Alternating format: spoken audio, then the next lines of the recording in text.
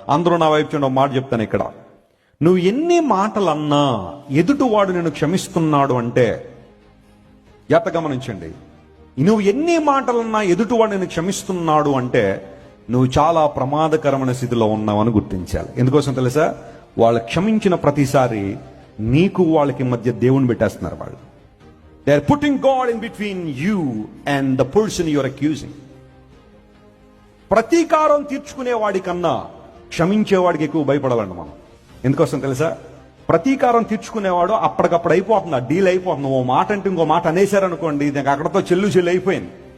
నువ్వు ఒక మాట అన్న మౌనంగా ఉంటాడు చూసారా, అలాంటి వాళ్ళతో చాలా జాగ్రత్తగా ఉండాలి. ఎందుకోసం తెలుసా?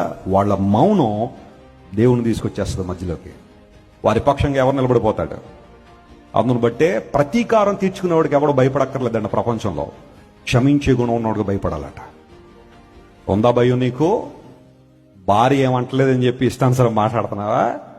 భర్త ఏమంటలేదు కానీ చెప్పి ఇష్టానుసారం మాట్లాడ. వారు అనలేక కాదు, వారు దేవుని మధ్యలో పెట్టాలనుకున్నారు కాబట్టి మౌనంగా ఉన్నారు.